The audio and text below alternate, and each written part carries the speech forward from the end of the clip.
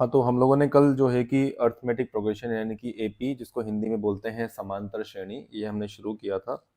और कल मैंने आपको बताया था कि ऐसी सीरीज नंबर्स की या किसी भी चीज, कोई भी हमारे पास में वेरिएबल्स भी हो सकते हैं जिनका डिफरेंस बराबर हो, यानी कि अगला नंबर जो है कि पहले वाले से जितने डिस्टेंस पर है उतने ही डिस्टेंस पे तीसरा नंबर दूसरे वाले से होना चाहिए।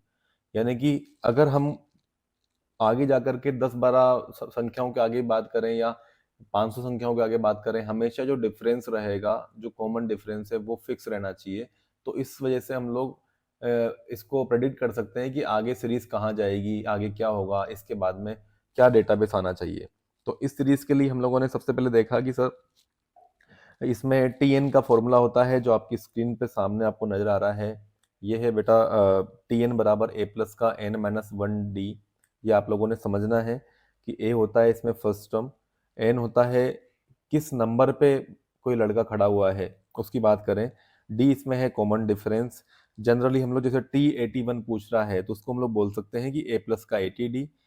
टी 1002 लिखा हुआ है तो ए प्लस का 1001 डी, मतलब एक नंबर कम चल रहा है एन माइनस वन डी तक।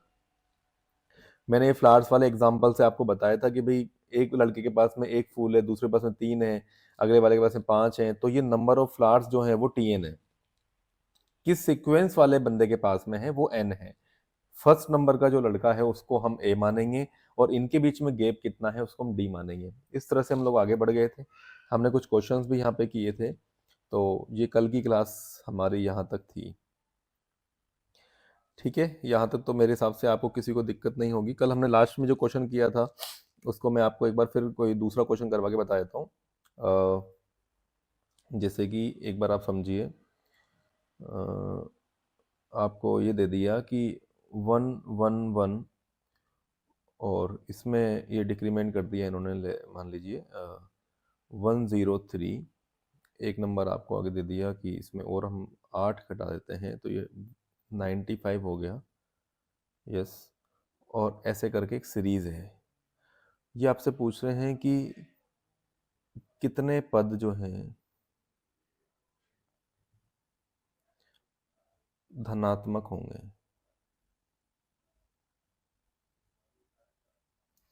यानी कि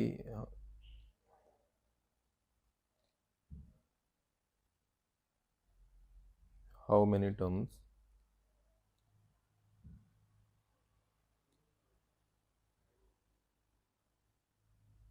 पॉजिटिव इन गिवन सीरीज। अब ये जो कहानी है बेटा, इस वाली कहानी में हमको यही देखना पड़ेगा कि सर कितने टर्म्स पॉजिटिव होंगे। ये वाली बात समझने के लिए हमें ये समझना है सर जी, इसमें पहले देखो कि ए क्या है। इसमें ए के बारे में बात करते हैं कि फर्स्ट टर्म कितना आ रहा है साहब, 111 आ रहा है। डिफरेंस की हम लोग बात करें, कॉमन डिफरेंस कितना आ रखा है, तो सभी लोग समझ रहे हैं सर जी। ये जो बाद वाले में से पहले वाले को माइनस करो। आप एक बार रिकेप कर पाए इसलिए मैं एक क्वेश्चन आपको करवा रहा हूँ कि 103 में से 111 को माइनस करो ताकि आपको ये समझ में आ जाए कि डी का वैल्यू पॉजिटिव आ रहा है या नेगेटिव आ रहा है। अगर डी का वैल्यू नेगेटिव आ रहा है मतलब कि जो सीरीज है आपकी वो डिक्रीजिंग है। ठीक है साहब। तो अगर ये है इसका मतलब कि मेरे पास में माइनस का 8 आ गया। ठीक है जी। चाहे हम 95 में से 103 माइनस कर लेते तब भी माइनस का 8 ही आता। और हमें कितने टर्म्स जा करके मतलब इसके पॉजिटिव होंगे, तो हमें ये समझना है सर जी, हम ये जानते हैं कि टी एन जो है ये बड़ा होना चाहिए जीरो से, मतलब ये पॉजिटिव रहे तब तक की बात चल रही है। अच्छा, तो आप लिखिए टी एन बराबर तो होता है ए प्लस का एन माइनस का वन और इन टू में डी होता है, इसको बोलते हैं सब टी एन। अच्छा, तो हम कह रहे हैं कि ये बड़ा होना चाहिए जीरो से। ठीक है साहब। और ऐसा है तो ए का वैल्यू हमारे पास में है 111 प्लस में जो है कि एन माइनस का वन। एन हमको नहीं पता ना कितने टर्म्स होंगे, किस नंबर पे जाकर के पॉजिटिव आ रहा होगा। हम वो नंबर देख रहे हैं जिस पे जाकर के पहली बार नेगेटिव होगा या पहली लास्ट वाला पॉजिटिव होगा। हम उस बाउंड्री वाले केस पे जाना चाह रहे हैं। तो हमने कहा जी डिफरेंस कितना आ रहा है, डिफरेंस आ रहा है माइनस का 8 और ये दरअसल बड़ा होना चाहिए जीरो से। ठीक है साहब। तो इसके बाद में हमने कहा कि सर जी इसको अगर सोल्व करते हैं तो ये आएगा हमारे पास में 111 ये हुआ और ये हो गया माइनस का 8 एन और प्लस का जो है कि 8। तो अब यहाँ से 111 और 8 तो हो गया बेटा 119, और माइनस का जो है कि 8n है।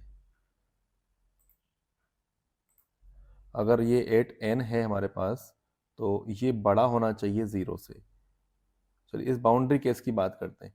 तो हमने कहा सर 8n जो है ये छोटा होना चाहिए 119 से, अगर आप चाहते हो तो। मैंने कहा जी ये बताओ, फिर यहाँ पे लेके आते हैं इसको कि भैया जो 8n जो है अगर ये 119 से छोटा होना चाहिए, मतलब कि n का वैल्यू जो है कि छोटा होना चाहिए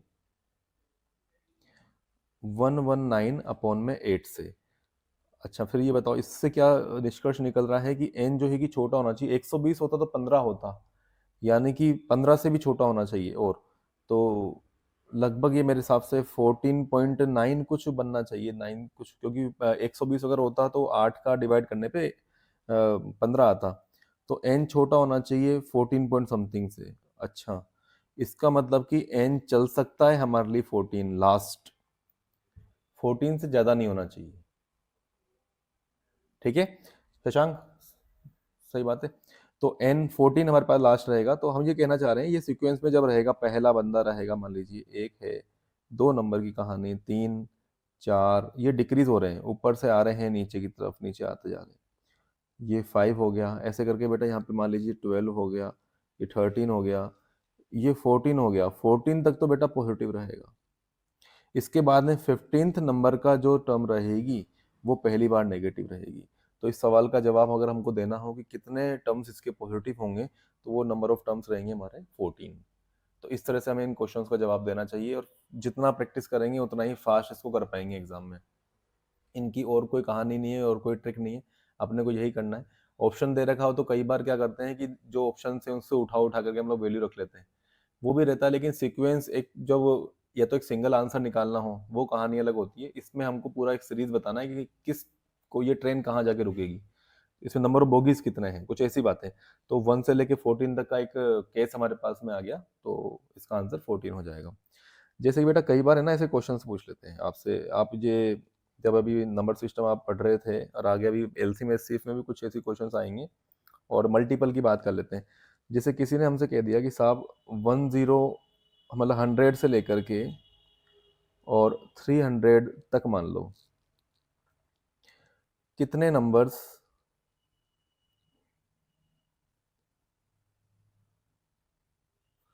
जो है कि 3 के मल्टीपल हैं, ये मानो।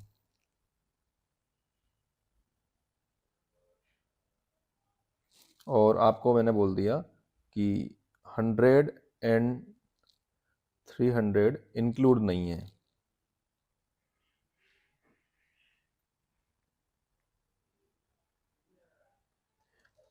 अगर 100 और 300 को इंक्लूड नहीं किया जाए तो 100 से लेके 300 तक कितने नंबर्स हैं जो 3 के मल्टीपल हैं। या कभी भी आप देखो क्वेश्चन अगर हम ये वाला कर पाएंगे तो हम वो क्वेश्चन का जवाब भी दे पाएंगे कि सर मान लीजिए 7 के मल्टीपल कितने होंगे, 35 के कितने होंगे, 5 के, 41 के, 20 के, 12 के, कोई भी नंबर फिर ले आओ।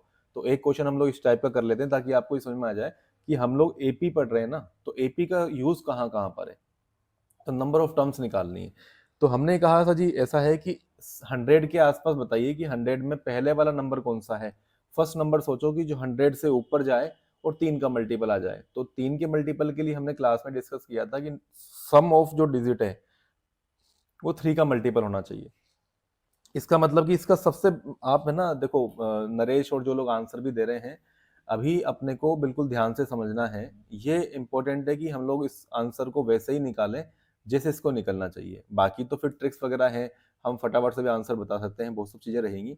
लेकिन कौन 100 इंक्लूड होगा नहीं होगा, 300 इंक्लूड होगा नहीं होगा, और इंक्लूड होगा तो आंसर क्या होगा, नहीं होगा तो क्या होगा, ये सब बातें अपने को समझनी है। ठीक है। तो कई बार हम लोग फंस जाते हैं क्योंकि इनके जो आंसर्स ऑप्शंस आएंगे, जैसे अभी आप बता रहे हैं 66 या 65, तो बिल्कुल बराबर आएंगे 64, 65, 66, 67, बताइए आंसर। तो इसलिए छोटी सी भी गलती नहीं हो, सिंसियरली इस बात को समझेंगे। सर जी इसका बिल्कुल प्रॉपर तरीका क्या है, कभी डाउट भी रह जाए यार ये दोनों में से कौन सा आंसर होगा, तो सच क्या है, सच सुनो। सच ये है कि फर्स्ट नंबर जो होगा वो बेटा होगा 101, 102, क्योंकि 100 में तो 3 का डिवाइड नहीं जाएगा। अगर 100 में 3 का डिवाइड नहीं जाएगा 101 में, सर 101 तो सबसे 3 डिजिट का सबसे छोटा प्राइम नंबर है, ठीक है। और तो 102 पहला नंबर होगा जिसमें 3 का डिवाइड जाएगा। इसके बाद में आएगा बेटा 105, फिर आएगा मेरे पास में 108, और ऐसे करके 111, और ये सीरीज चलती जाएगी। अब मैं जाता हूँ 300 के पास में, कि 300 के पहले कौन सा नंबर है। अगर आपको 300 को इंक्लूड करना है तो 300 को लिखो, नहीं करना है तो नहीं लिखो। बात सिंपल है। सर जी ये बोल रहे हैं क्वेश्चन में कि 100 और 300 को इंक्लूड नहीं करना है, इनके बीच का हमें ढूंढना है, और हम एपी के आधार पे इसका आंसर निकालना चाहते हैं। तो 300 को इंक्लूड नहीं करना है तो 300 को मत लिखो। तो आपकी कहानी में 3 का मल्टीपल जो होगा 300 के जस्ट पहले, क्या ये 297 नहीं होना चाहिए?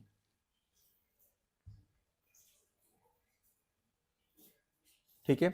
इसका मतलब हम लोग जो कल फ्लावर वाली बात समझ रहे थे, पहले बंदे के पास में 102 फूल हैं, दूसरे बंदे के पास में 105 फूल हैं, तीसरे बंदे के पास में 108 फूल हैं, और ऐसे ही हम लोग आगे बढ़ते जाएं तो पता नहीं किस नंबर पे जाकर के एक लड़का खड़ा हुआ था, और उस लड़के का जो के पास जो फ्लावर्स है वो थे बेटा, पता नहीं ये 297 तो फ्लावर्स हैं, लेकिन ये नहीं पता लड़का कौन से नंबर पे खड़ा हुआ है। हमें केवल इतना सा बताना है कि किस नंबर पे भाई तुम खड़े हुए, तुम्हारा सीक्वेंस 2 है, 3 है, 5 है, 10 है कि 20 है, ये आपका आंसर है।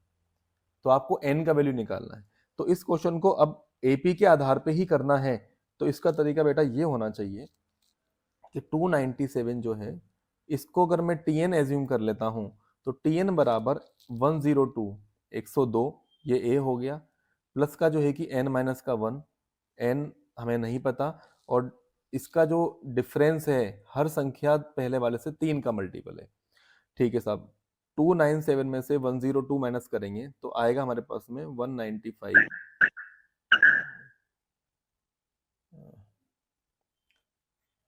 ठीक है, और 195 है तो ये मेरे पास में हो जाएगा बेटा 3n, और माइनस, या इसको यहीं से लिख दो, 10 और 15 हो जाएगा। 3 से हम लोगों ने डिवाइड कर दिया, ये बनेगा 6 और 5, ये आएगा n माइनस का 1। तो बेटा यहाँ से हम लोग बताएं कि 65 जो है ये दरअसल वैल्यू आ रहा है हमारे पास, ये वैल्यू है n माइनस 1 का। तो अगर हम लोग n की बात करेंगे तो कितना आएगा, 66। यानी कि 100 से लेके 300 के बीच में अगर 100 और 300 को हटा दिया जाए तो कितने नंबर्स 3 के मल्टीपल होंगे, वो होंगे 66। ये सभी लोग समझ पा रहे हैं बात एकदम? ठीक है। तो आप लोग लगे हाथ ये बता दीजिए बेटा कि इस सेम क्वेश्चन में अगर आपसे पूछा जाता कि 11 के मल्टीपल कितने होंगे,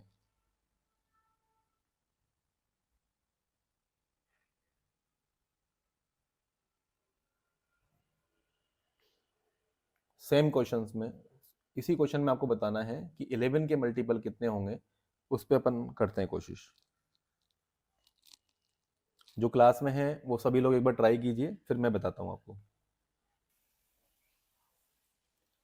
तो 11 के मल्टीपल में 100 के पास चलते हैं हम लोग, तो सर इसके जस्ट पहले 99 निकला हुआ है। तो पहला नंबर जो, ये अभी मैं वो तरीका आपको बता रहा हूँ जिससे 100% आंसर सही आएगा। फिर बाद में हम लोग फर्स्ट में डिवाइड करके, लास्ट में डिवाइड करके, और भी तामझाम लगा करके आंसर निकाल सकते हैं। अभी केवल आपको बेसिक स्ट्रॉन्ग करना है इस वाले टॉपिक का, क्योंकि ये कई बार रह ही जाता है कि सर एपी में ये चीज़ नहीं आती, तो इसको बिल्कुल आराम से चलने दो। 11 के मल्टीपल निकालना है 100 से 300 तक। तो बेटा सबसे पहले सोचो कि 100 में अगर मैं 11 का डिवाइड करता हूँ तो रिमाइंडर कितना आएगा। सर 99 तक तो मैटर खत्म हो गया, रिमाइंडर 1 आएगा। तो आप 11 में जो है कि 1 को माइनस करो, यानी कि फिर आएगा आपका 10, यानी कि 10 की रिक्वायरमेंट थी। आप अगर 100 में 10 और जोड़ देते तो संख्या 11 का मल्टीपल बन जाती।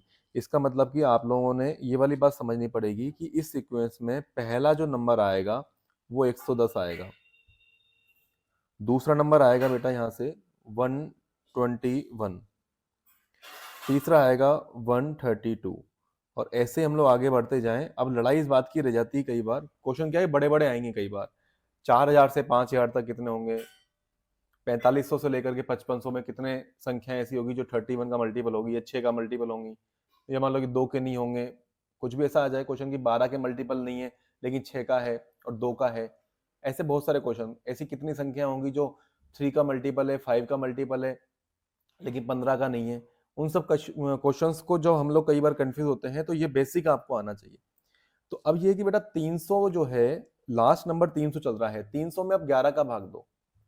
तो 300 में अगर मैं 11 का भाग देता हूं, तो ऐसे आप यहाँ देखो, 300 में जब बेटा 11 का हमने डिवाइड किया, तो 11 दूनी तो हो गया 22, यहाँ पर हो गया 80, तो 11 7 का कितना हो गया भाई 77।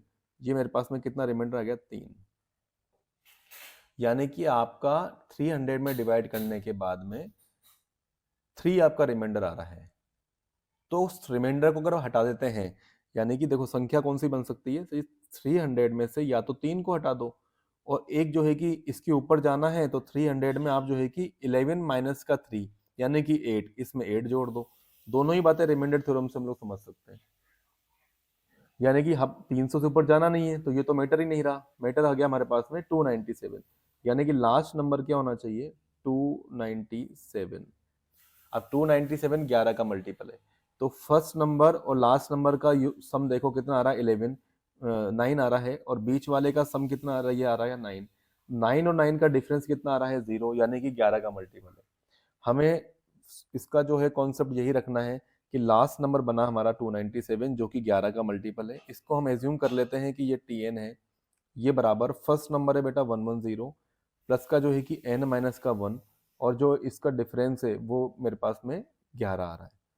तो आप यहाँ से समझें कि सर जी 110 माइनस करते हैं इसमें से 297 में से, तो बनेगा मेरे पास में 187, और ये बराबर है n माइनस का 1, और यहाँ से करेंगे 11 से, तो 11 से जाएगा 1 टाइम, और ये बनेगा 7 टाइम, यानी कि n माइनस का 1 जो है आप लोगों के सामने निकल के आएगा 17, और n आपका आ जाएगा इसमें 18। तो इस तरह क्वेश्चन जब हम लोग समझ समझ के करेंगे तो ये सब चीज़ें रहेंगी। कभी कभी क्वेश्चन टफ तब बनता है जब आपको बोल दिया जाए कि पहला और लास्ट नंबर भी इंक्लूड है, या मान लीजिए फर्स्ट वाला जो है कि इंक्लूड नहीं है और दूसरा वाला इंक्लूड है। इस तरह के केसेस आ जाएंगे, तो उन्हें हमें ध्यान से ही आगे बढ़ना है, इसमें इसमें गलती नहीं होनी चाहिए। ठीक है, ये था हमारे पास में एन टर्म की क्वेश्चंस। और अब जो इसमें अगली कहानी आती है बेटा, वो होती है हमारे पास में सम ऑफ एन एपी।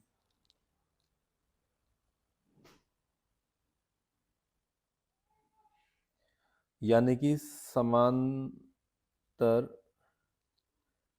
श्रेणी जो है इसका योग।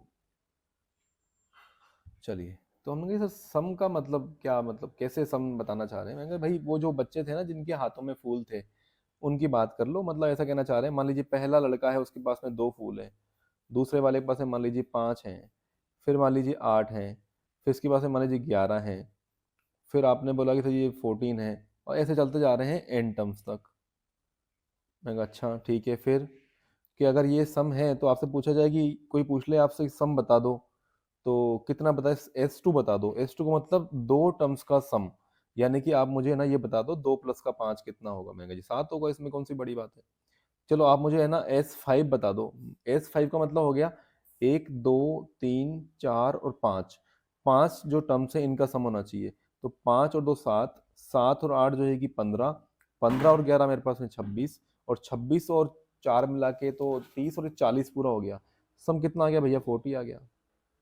इसमें कौन सी बड़ी बात है। मैं बड़ी बात तो है ही ना यार। मान लो आपसे पूछ लें कि 151 तक कैसे क्या वैल्यू होगा, तो नहीं बता पाएंगे, फिर हम लोग फंस जाएंगे कि यार मतलब छोटे मोटे संख्याएं तो हम लोग जोड़ सकते हैं नंबर्स, लेकिन बड़े नंबर्स को हम लोग जोड़ेंगे तो वहां हमें दिक्कत आएगी।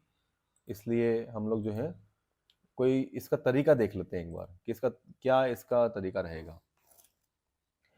तो इसमें बेटा ये है, आगे बढ़े अपन तो, कि सर जी ये बताइए कि कोई भी आप जो एपी लिखते हो उसके बारे में आप क्या है लिखने का तरीका आपका। मैं कहा जी एपी यानी कि अर्थमेटिक प्रोग्रेशन जो है समांतर श्रेणी का मतलब ये हो गया, हम ये बोल सकते हैं कि पहला नंबर आप ए बोलते थे, दूसरे वाले नंबर को आप ए प्लस का डी बोलते थे, तीसरे नंबर को आप बोलते थे बेटा ए प्लस का 2D बोलते थे, और ऐसे ही जो है कि अगले नंबर को आप बोलेंगे ए प्लस का 3D। ये फोर्थ नंबर आ गया, और ऐसे जाते जाते जाते लास्ट में आप बोलते थे ए प्लस का n माइनस का 1 इंटू में डी, जिसको आप nth नंबर की टर्म मान लेते हैं। इसके पहले वाली टर्म जो होगी वो Tn-1 होगी। ये मेरे पास में T1 है, ये मेरे पास में T2 है, ये मेरे पास में T3 है, T4 है और आगे बढ़ते जा रहे हैं। ठीक है, तो आप अभी क्या चाह रहे हैं? मैंने अभी हम सम चाह रहे हैं, n टर्म्स का हम लोग सम की बात कर रहे हैं। अगर सम की हम लोग बात कर रहे हैं तो बेटा एस एन जो है अगर वो निकाला जाए तो आप कहीं ना कहीं हमसे मांग रहे हो a प्लस का जो है कि a प्लस का d प्लस में जो है कि a प्लस का 2d और प्लस में जो है कि ऐसे आगे बढ़ते चले जाएं तो आप हमसे मांग रहे हो a प्लस का n माइनस का 1 इंटू में d। ये सब मिला करके अगर जोड़ दें तो ये एस एन आना चाहिए। मैंने कहा इसमें कोई दिक्कत नहीं है, सही बात तो यही है, लेकिन जोड़ने का तरीका कैसे बनाए, तो वो थोड़ा फास्ट बनाने के लिए इसमें एक जुगाड़ बना दिया कि भैया ऐसा है कि इसके डेरिवेशन को करने के लिए इस टर्म को आप है ना आगे लेके आ जाओ, कि भैया तुम है ना यहाँ आ जाओ आगे, इसके पहले वाले को ले आओ, उसको यहाँ बिठा दो, ऐसे तुम जा करके यहाँ बैठ जाओ, ये तुम सेकंड लास्ट पे जाके बैठ जाना, और ए जो है कि तुम भैया लास्ट में चले जाना। कि अच्छा इससे क्या होगा कि भैया इससे ऐसा होगा कि ये बताया तो मैं एक बार इसको हटा के आपको बताता हूँ कि एस एन को लिखने का तरीका ये भी हो सकता है कि मैं लास्ट वाली टर्म को यहाँ पे लिख देता हूँ a प्लस का n माइनस का 1 इंटू में जो है कि d। ये मेरी लास्ट टर्म को मैंने पहले लिख दिया, इसके पहले वाली को जब मैं लिखूंगा तो a प्लस का n माइनस 1 था तो इसके पहले वाला कौन सा आ रहा होगा n माइनस का 2।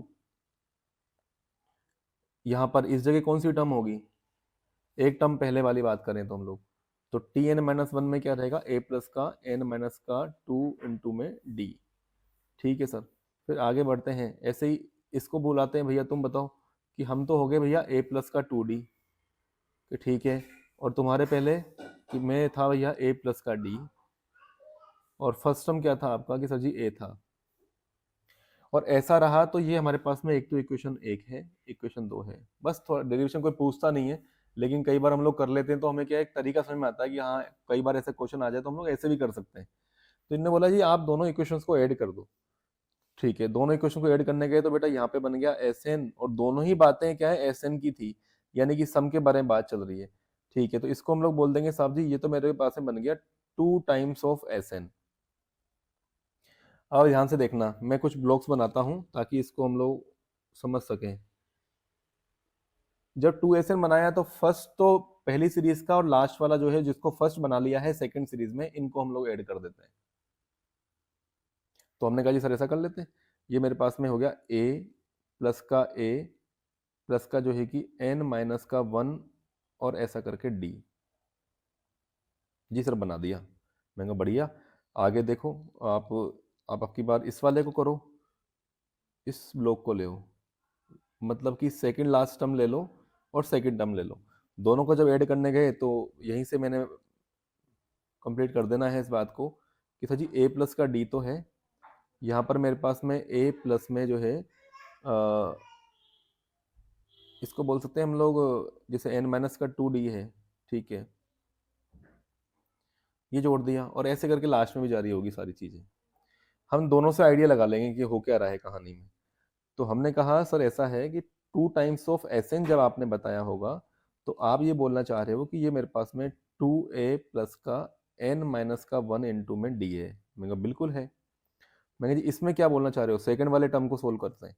तो सेकंड वाले को जब सोल्व करेंगे तो ये a और a मिला करके तो भैया 2a बन गया, कोई दिक्कत नहीं है। इस d को भी लिख दो और यहाँ पर आप लिख दो nd लिख दो और माइनस का 2d लिख दो, कोई बात नहीं, लिख देते हैं। फिर क्या होगा, इस वाले पे फोकस करना, ये क्या चीज़ हुई है। मैं कहा इसको तो मैं अगर चाहूँ तो ये बता सकता हूँ कि 2a तो मेरे पास में है ही, और ये d में से अगर 2d को माइनस करेंगे तो बेटा माइनस का d ही आएगा, और प्लस का जो है कि nd है।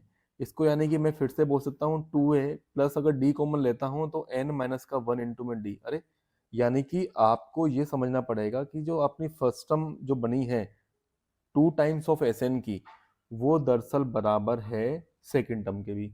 और ऐसे ही अगर second term 2a plus n minus 1d आ रही है, फर्स्ट टर्म भी आ रही है, तो अगली वाली टर्म भी कितनी आएगी, 2a प्लस का n माइनस का 1 इंटू में d आएगा, और ये सीक्वेंस जाएगा n टर्म तक।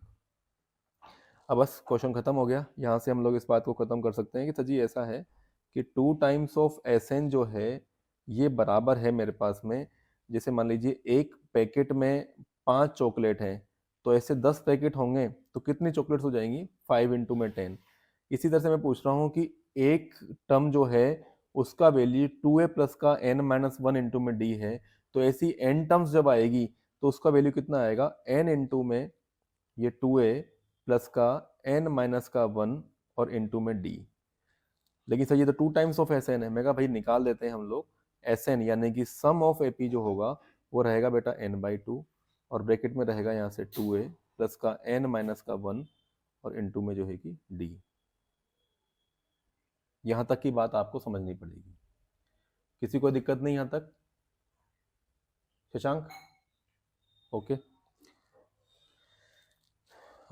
इसके बाद में बेटा ये बात करते हैं। आप देखो इसमें एक और चीज़ समझनी है थोड़ी सी, इसी फॉर्मूले को मैं एक दूसरे तरीके से लिख सकता हूँ कि सर जी एस एन जो है मेरे पास में वो है मेरे पास में n/2, ये तो है ही।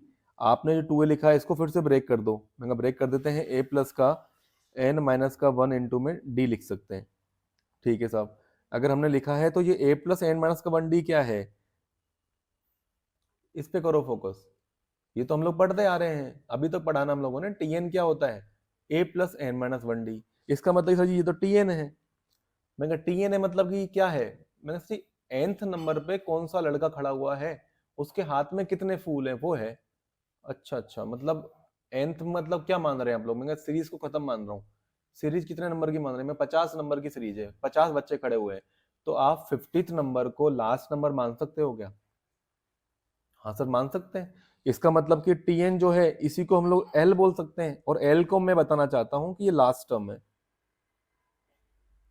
अच्छा, लास्ट टर्म है तो बेटा एस एन का जो फॉर्मूला है वो अपने को ये भी याद करना चाहिए कि n/2 और इसमें फर्स्ट टर्म ले लिया और एक लास्ट टर्म ले लिया, तो एस एन बराबर n/2 a प्लस एल भी होता है। इसका काम कहाँ पे इंपॉर्टेंट है? जैसे जी कई बार ऐसा होता है बेटा कि जैसे क्वेश्चन आपसे पूछ लिया कि फर्स्ट n नंबर्स जो हैं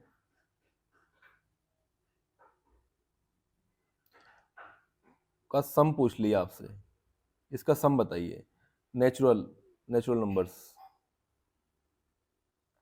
तो आप कह रहे हैं नेचुरल नंबर क्या होते हैं सर? जो 1 से शुरू होते हैं। 2 हो गया, 3 हो गया, 4 हो गया, ऐसे चलते चलते चलते मान लीजिए बेटा n तक हो गया। अगर n तक हो गया है तो आप बताइए कि नंबर्स कितने हैं, 1 2 3 4 5 6 अप टू n, कितने नंबर्स आएंगे? n/2। तो n नंबर्स हैं तो n/2 कर दिया। फर्स्ट नंबर क्या बता रहे हैं आप? 1। और लास्ट नंबर क्या आ रहा है आपका? n आ रहा है। इसलिए तो हम लोग पढ़ते हैं बार बार n इंटू में n प्लस 1 अपॉन में 2 जो है नेचुरल नंबर का सम होता है। ठीक है, एकदम सभी लोग समझ पाए? अभिषेक हाँ ठीक है। तो ये हमें जो मैं स्टामा कर देता हूँ, ये चीज़ें हैं जो बेटा हमें याद रखनी है। एक तो ये फॉर्मूला अपने को समझना है, और भी चीज़ें मैं बताऊंगा अभी इसमें, अच्छी अच्छी चीज़ें हैं। एक मतलब मैं आज जीपी शुरू नहीं कर पाया हूँ क्योंकि जैसे पेपर अब आजकल लेवल थोड़ा सा और बढ़ा दिया है, और जिस तरह से माहौल है उस हिसाब से हम लोग थोड़ा थोड़ा डीप में चलेंगे, पूरा टच करके चलेंगे, और ऐसे ही समझेंगे हम लोग। ठीक है, चलिए। तो अब ये बताइए बेटा, जैसे अब ये क्वेश्चन मैं कुछ लेके आया हूँ आपके लिए, ये क्वेश्चन आप ट्राई कीजिए। क्वेश्चन नंबर 3 है, आपकी स्क्रीन पे सभी के आ रहा होगा और सभी लोग इसका जवाब देंगे।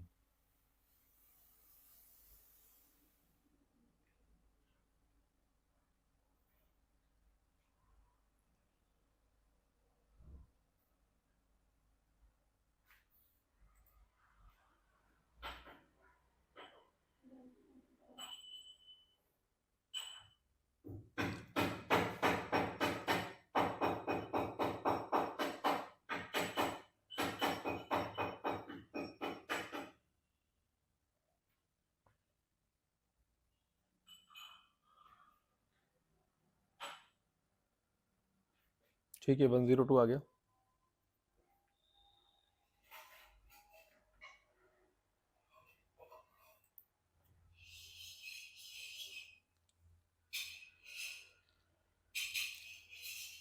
वन जीरो टू क्लास में जिन भी जो विद्यार्थी बैठ के पढ़ रहे हैं अभी और उनका आंसर 102 आया है तो वो सही है। मतलब जो सभी लोगों का आंसर आ रहा है ग्रुप में उस हिसाब से बता रहा हूँ मैं। आपको बोला है कि सर जी sum of 12 terms of an arithmetic progression if the first term is -19 and last term is 36। इसका मतलब तो क्लियर हो गया, ये इंक्रीजिंग ऑर्डर वाली सीरीज है। हाँ जी सर है। तो आपने कहा जी सर हमें फिर बाकी बातें सोचनी नहीं है। मैंने कहा ये क्या करें फिर? सर जी आप तो एन निकाल दो। मैं एन कैसे निकालते हैं? सर जी फर्स्ट टर्म पता है, लास्ट टर्म पता है, मैं n/2 पता है, और फर्स्ट टर्म पता है आपको जो है कि माइनस का जो है कि ए प्लस एल हो गया तो माइनस का 12 हो गया और प्लस का जो है कि 36 हो गया। ठीक है, तो यही आपने किया होगा। एन कितना है, वो कह रहे हैं 12 टर्म्स होनी चाहिए, तो आप ये कह रहे हैं सर जी 12/2 कर दो भाई, और 36 में से 12 गया तो ये 24 हो गया, ऐसा ही है। और यहाँ से जाएगा, क्या मैंने गलत कर दिया, अच्छा माइनस का 19 है, सॉरी सॉरी, ठीक है। हाँ, तो 36 में से 19 जाएंगे तो कितना बचेगा भाई, 17 बचेगा। तो यहाँ से इसको 6 बार हम लोग काट देते हैं, आंसर आ जाएगा आपका 102। सही है यहाँ तक?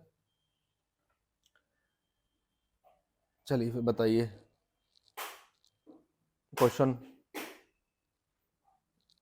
ए बराबर जो है कि माइनस का 19 है और डी बराबर मान लीजिए 5 है,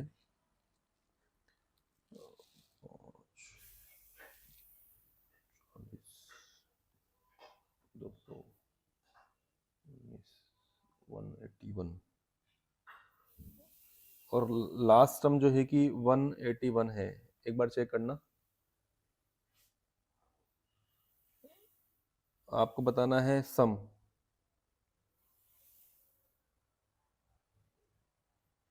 चलिए करिए सब लोग ट्राई। सर 3230।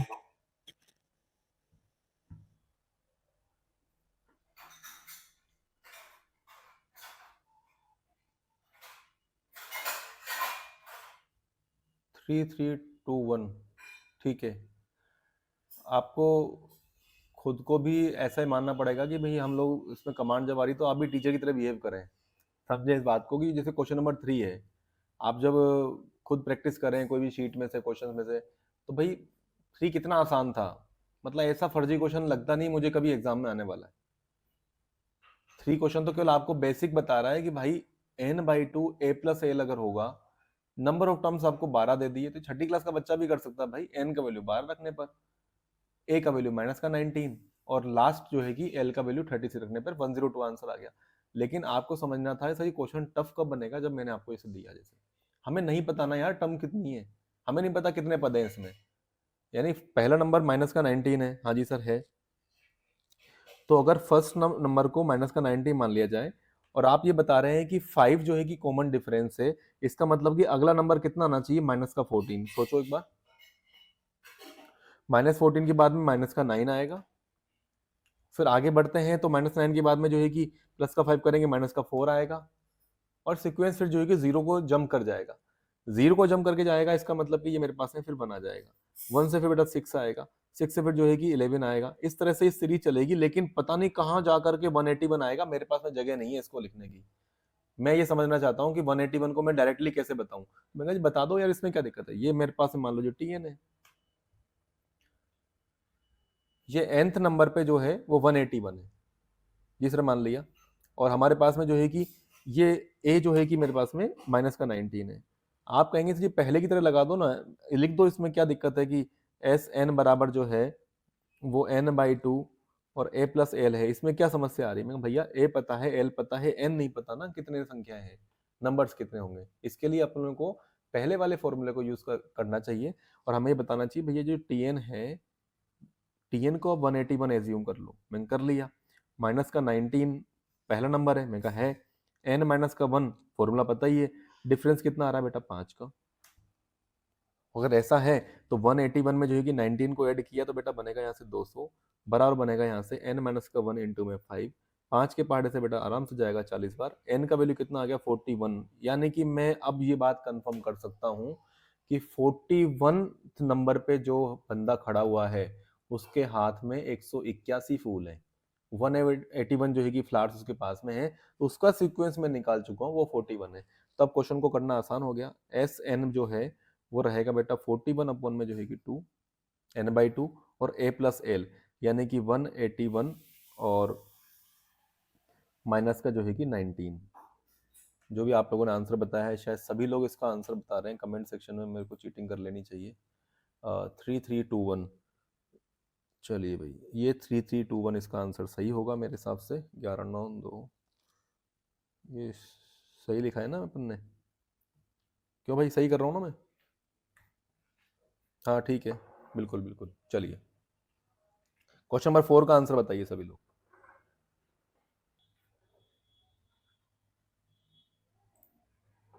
ठीक है, तो आपका आंसर जो है कि सी आ रहा है, 25 एंड 36। चलो सोल्व करते हैं एक बार। ये एक डिक्रीजिंग सीरीज है जिसमें जो है कि पहला जो टर्म है वो 20 है, फिर 19 1/3 है, फिर 18 2/3 है, और इनका सम हमको दे रखा है बेटा कि 300 होना चाहिए। यानी कि इस क्वेश्चन में, मैं इसका पैरेलल में क्वेश्चन और है वो सिखाऊंगा आपको, जिनके आंसर नहीं आए वो समझें कि सर एस एन आपको दे रखा है, तो जिनका सम मेरे पास में 300 बन जाए, ऐसे नंबर्स कितने होंगे?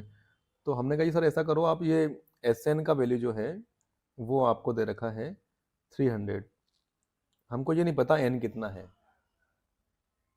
ठीक है साहब, आपको ये तो पता है ना फर्स्ट टर्म कितना है? मैं कहा ए पता है सर जी, 20 पता है। डी पता है क्या आपको? डी के बारे में क्या बोलेंगे? तो ये 20 पहला टर्म था, दूसरा वाला 19 1/3 है, डी तो यार माइनस का 2/3 लग रहा है, क्योंकि आप इसको देख लो, 19 1/3 में से अगर 20 को माइनस करेंगे तो ना गैप कितना आ रहा है? गैप तो सर दिख ही रहा है ना 2/3 का है, लेकिन छोटे की तरफ जा रहा है, यानी डिक्रीजिंग सीरीज है तो माइनस का आएगा। यहाँ तो कोई दिक्कत ही नहीं है। ठीक है साहब, सोल्व कर दें कि सर जी ऐसा है, ये हो गया मेरे पास में 300, ये बराबर होना चाहिए,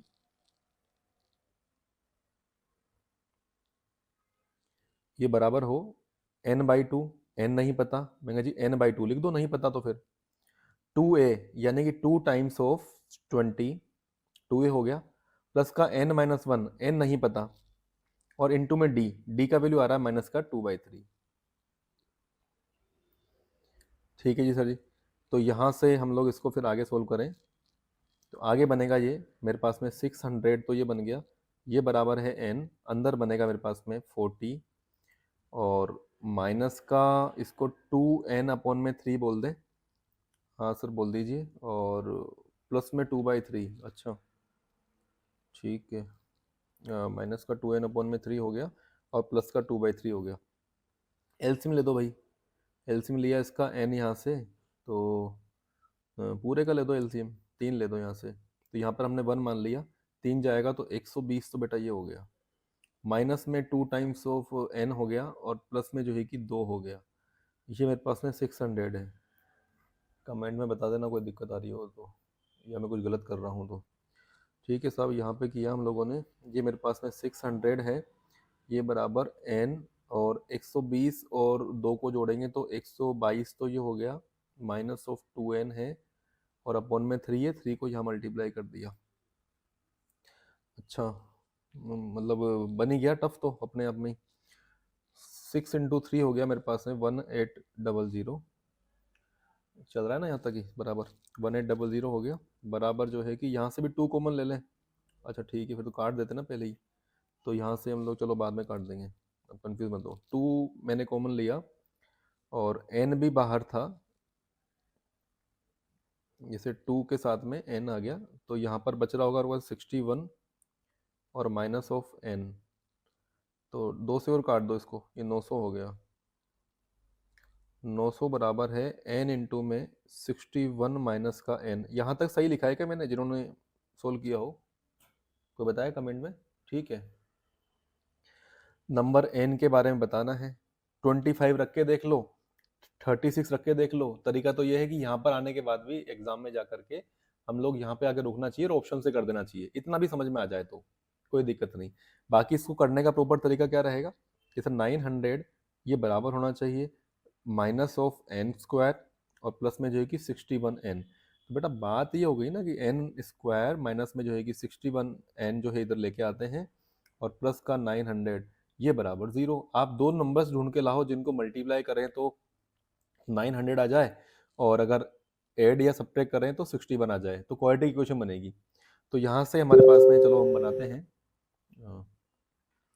सोल्व करते हैं। मैं क्वाड्रेटिक ही सोल्व कराऊंगा क्योंकि मुझे आपको कुछ नई चीज़ सिखानी है, इसलिए मैं इसको क्वाड्रेटिक सोल्यूशन बनाते हैं अपन। कि सर जी मेरे पास में आ गया n स्क्वायर का मतलब हो गया सर जी 2 रूट्स आएंगे, ये कंफर्म हो गया कि 2 तो इसके आंसर्स हैं। हम देखते हैं वो फिजिबल है या नहीं है। आंसर मतलब कई बार ऐसे भी क्वेश्चंस हो गए सर जी 2 आंसर आते रहे लेकिन एक काम का नहीं है, एक नेगेटिव है। मान लो किसी ने बोल दिया टाइम की वैल्यू निकाल रहे हैं, टी स्क्वायर में इक्वेशन है, तो टाइम अगर नेगेटिव तो हो नहीं सकता, तो हम लोग उसका आंसर फिर एक ही बताते हैं। लेकिन यहाँ पर हम सीरीज में देखते हैं क्या दोनों आंसर सही है या नहीं है, ये समझना है।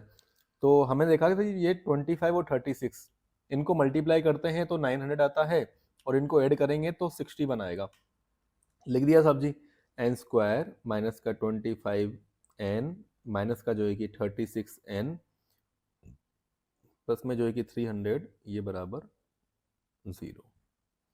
n कॉमन लिया बेटा, n माइनस का 25 हो गया, माइनस में 36 कॉमन लिया तो n माइनस का फिर से 25 बचेगा, ये बराबर 0।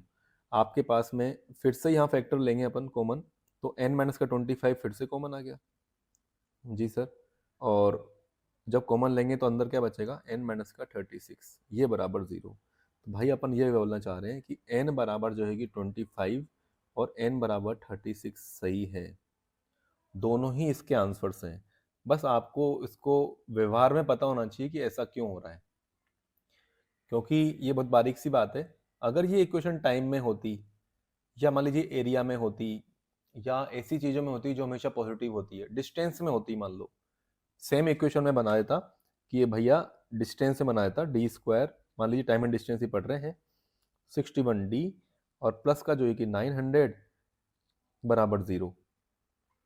पहली बात तो ऐसी इक्वेशन बनती नहीं, और अगर बनती तो उसका कुछ लॉजिक होता। तो अगर मान लीजिए इसमें तो दोनों ही आंसर्स क्या है कि पॉजिटिव आ रहे हैं, कभी मान लो कि एक आंसर नेगेटिव होगा एक पॉजिटिव होगा, तो हम लोग उसमें आगे नहीं बढ़ पाएंगे। चलिए अब मैं बताता हूँ ये 25 और 36 आने का रीजन क्या है। जैसे बेटा आप ये समझो, एक क्वेश्चन मैं आपको देता हूँ, यहाँ से 11 शुरू करते हैं, 11 और 3 का डिफरेंस लेते हैं, 8 मान लो, फिर मैंने 5 मान लिया, फिर जो है कि 2 मान लिया, फिर -1 होगा, फिर माइनस का 4 होगा, फिर जो है कि माइनस का जो है कि 7 होगा, और इस सीरीज चल जाएगी। मैंने आपसे कहा कि मुझे ये सीरीज है इसके सम की अपन बात करते हैं, तो ये बताना यहाँ पे इसका सम कितना आ रहा था, यहाँ पहले वाले टर्म तक का सम कितना आ रहा है 11, 2 तक का सम कितना आ रहा है भाई साहब 19, 3 तक का सम बात करेंगे तो 19 प्लस में 5 कितना होगा 24, और यहाँ 2 तक को भी ऐड कर लेते हैं तो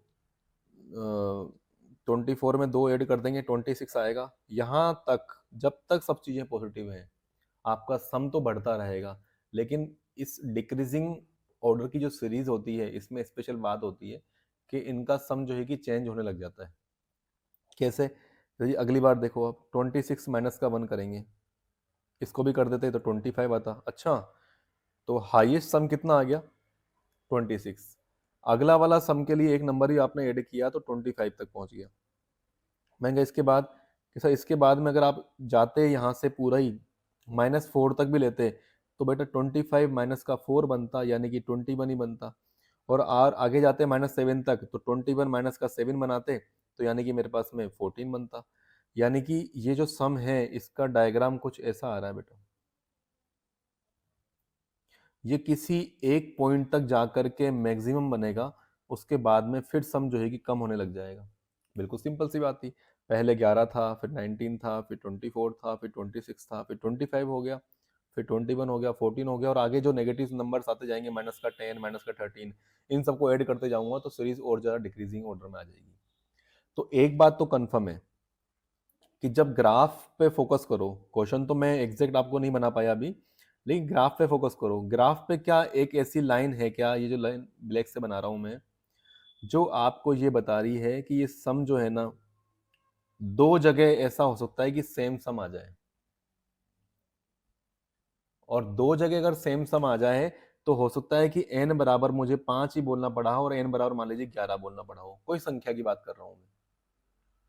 जैसे इस सीरीज में अपन इसको ऐड करेंगे, पूरी संख्या को बनाएंगे जो पहले वाले क्वेश्चन में, तो ये बात हम लोग क्लियर समझ पाएंगे कि भैया ये जो है ना ऐसे करते करते पॉजिटिव पॉजिटिव पॉजिटिव पॉजिटिव चल रहा है पूरा मेरा, और 25th नंबर तक पॉजिटिव है। यहाँ तक का सम आ रहा है, आगे भी कुछ पॉजिटिव रहा होगा, बीच में कहीं जीरो आएगा, फिर नेगेटिव शुरू होंगे, नेगेटिव शुरू होंगे, और नेगेटिव आते आते जो है कि 36 नंबर की टर्म तक का भी सम कर दोगे तो इन सबको मिला करके दोबारा वही सम मिल जाएगा जो 25 तक मिला है। ठीक है, शशांक समझे क्या बात ये वाली, या दोबारा बताऊं? इस पहले वाले क्वेश्चन में सर 25 पे आ रहा है सम 300, पर 36 पे सम 102 आया। मैंने क्या किया, 36 रखा तो 36 माइनस 1 वो लास्ट टर्म निकाल के किया और ए प्लस एल करके किया, तो सम का डिफरेंस हुआ है। चलिए एक बार चेक कर लेते हैं। उस क्वेश्चन में हम लोग, हमें क्या दे रखा है इन्होंने डेटा, 20, 19, 1/3, और इस डेटा को अपन ले लेते हैं कॉपी करके। भाई ध्यान देना सब लोग, ये शशांक अभी क्या है बाय फेस मुझे दिख रहे हैं इसलिए मैं शशांक से पूछ रहा हूँ, बाकी लोग नाराज नहीं हो, हमसे काहे नहीं पूछ रहे।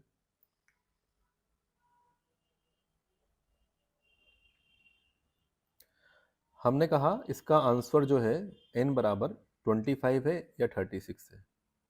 आराम से चेक करते हैं कि सर जी आप देखो, अगर मैं S25 निकालने जाता हूँ तो ये मेरे पास में है 25/2, ब्रैकेट में 2a यानी कि 40, प्लस का n-1d यानी कि 24, और d का वैल्यू कितना आ रहा है, माइनस का 2/3।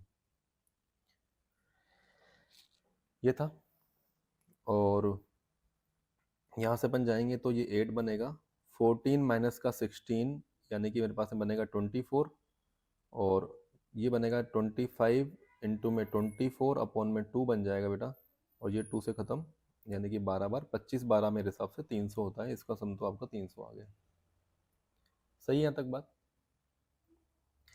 फिर आगे अपन ने, अगर आप कह रहे हैं इसको चेक करते हैं तो जी S36 पे चेक करो, 36 पे कितना होगा, मैंने 36/2 कर लो, 2a कर लो, वैसे ही 40 प्लस का 36 माइनस का 1 यानी कि 35 इंटू में d का वैल्यू कितना, माइनस का 2/3।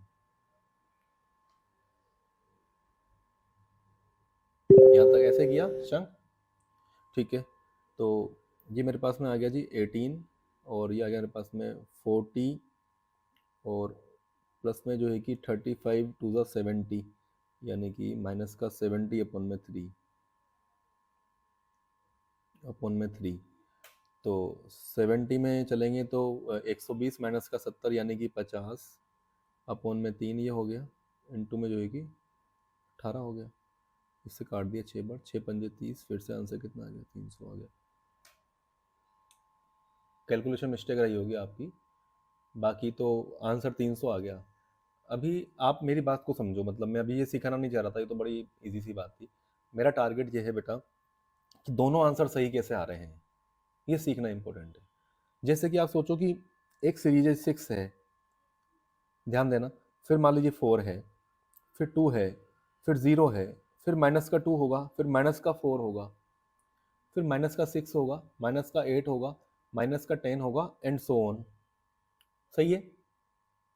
मैं कह रहा हूं कि आपसे आप ये बताइए कि क्या बेटा ये S1 जो है, पहले टर्म का सम कितना आ रहा है सर, 6 आ रहा है, 6 तो 6 ही है। मैं पूछता हूँ S2 का मतलब क्या है कि स्टार्टिंग दो टर्म्स का सम कितना है, सर जी 6 और 4 आएगा, 6 प्लस का 4 यानी कि बेटा 10 आएगा। फिर आगे बात करते हैं कि S3 जो है वो स्टार्टिंग की 3 टर्म्स का सम है। मैंने जी ये मेरे पास में 6 प्लस का 4 प्लस का 2 आएगा यानी कि मेरे पास में 12 आएगा। अब गेम यहां से शुरू होगा। सर जी S4 के बारे में क्या ख्याल है आपका? मैंने S4 का वैल्यू आएगा 12 प्लस का 0 यानी कि 12। S5 की बात करेंगे तो 5th नंबर तक के टर्म्स यानी कि 1 से लेके 5th तक की गेम खेलना। मैं भाई साहब 12 आ चुका है, इसमें से यहां तक का तो 12 था ही, माइनस का 2 और कर दो,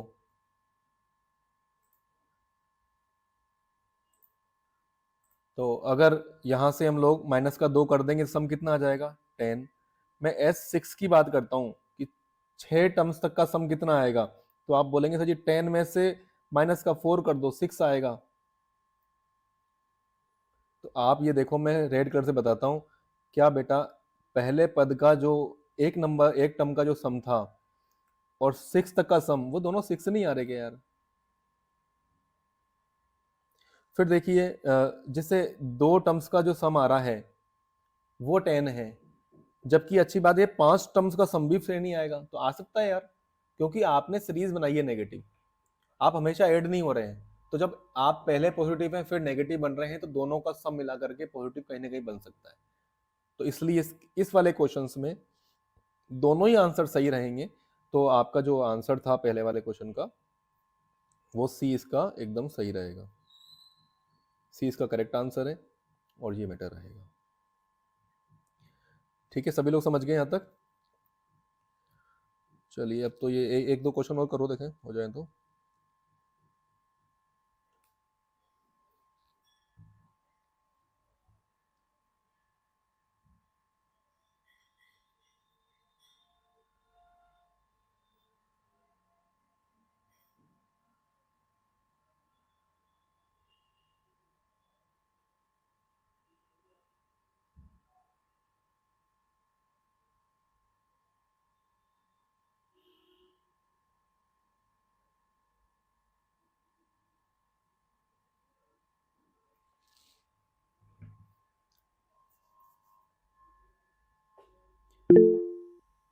वेरी गुड, अभिषेक का आंसर आ गया 5, राशि का 5 आ गया, बढ़िया।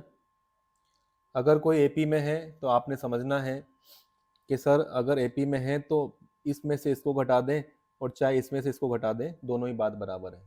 तो इसका मतलब ये हो गया सर जी 3y प्लस का जो 5 आपका नंबर है, इसमें से हम लोग 3y माइनस का 1 जो घटाएंगे तो वही वैल्यू मिलना चाहिए जब हम लोग 5y प्लस के 1 में से अगर घटा देते हैं 3y प्लस का 5। अब इसका एक जुगाड़ और बता दूंगा मैं आपको कि सर जी ऐसा है, ये 3y से 3y खत्म जी सर, 5 माइनस ऑफ -1, ये तो मेरे पास में 6 आ गया। 5y में से 3y जाएगा तो बचेगा बेटा 2y, और 1 माइनस 5 है यानी कि माइनस का 4, तो 2y बराबर कितना आ गया भैया 10। तो y का वैल्यू कितना आ गया जी 5 आ गया। आपको समझना है, अगर मेरे पास में 3 नंबर्स दे रखे हों a b एंड c, अगर ये बेटा AP में है तो ये भी अच्छा गेम होता है, कई बार ध्यान रखना होता है कि B से A को आप माइनस करो, तो B में से A को माइनस करें, चाहे C में से B को माइनस करें, दोनों ही बातें बराबर है। और दोनों ही बातें बराबर हैं तो आप जो है कि यहाँ से B को उठा करके यहाँ ले आओ, ये बन जाएगा 2B, A को उठा के यहाँ ले जाओ, ये बन जाएगा AC, A प्लस C, तो B का वैल्यू कितना आ जाएगा बेटा A प्लस का C अपॉन में 2। तो इसी B को बोलते हैं हम लोग AM यानी कि अर्थमेटिक मीन। और इसमें कोई नई बात नहीं थी, आप जैसे यहाँ पे मैं एक चीज़ बताता हूँ आपको पहले कि ये हमने किया, मान लो 3 है, ये मान लीजिए 7 है, ये 11 है, और 4 लिया ना तो ये मेरे पास में 15 है, ये 19 है, और ऐसे सीरीज है। आप किसी भी नंबर को उठा लो, 7 को उठा लिया तो 7 के पास गए, भैया तुम क्या हो कि मेरे आसपास के जो दोनों नंबर्स हैं इनका एवरेज ले लो। मैंने देखा 3 और 4, 7 4 11, 11 और 3 कितना हो गया, हाँ ठीक है। तो 11 और 3 का सम कितना आएगा सर जी 14, 14 में 2 का भाग दे दो कितना आएगा 7, मैं वही हूँ। 15 के पास गए, भैया तुम क्या हो कि मेरे आसपास के जो नंबर्स हैं 19 और 11 यानी कि कितना हो गया 30, इनका एवरेज ले दो तो मैं वही हूँ। तो हर नंबर जो है कि अपने आसपास के नंबर्स का एवरेज है, इसी को बोलते हैं अर्थमेटिक मीन यानी कि समानांतर माध्य। ये क्वेश्चन वैसे आपके लिए होमवर्क में दे रहा हूँ मैं, क्वेश्चन नंबर 6, इसको आप बताइए, मतलब एक बार पढ़ लीजिए और लिख के रख लीजिए, कल आप इसके जवाब देना मुझे। कल की क्लास में हम लोग जीपी भी शुरू करेंगे और कुछ के कुछ क्वेश्चन से, अगर आप लोग सही से पढ़ते रहे और आपको सही लग रहा है तो अपन एपी का क्लास कल और लेना चाहता हूँ मैं, परसों से जीपी शुरू करना चाह रहा हूँ। बाकी थोड़ा सा लगे भाई जल्दी जल्दी थोड़ा करना है तो हम कल स्किप भी कर सकते हैं, क्वेश्चन मैं आपको होमवर्क में दे सकता हूँ, ग्रुप में आपके डाल देंगे।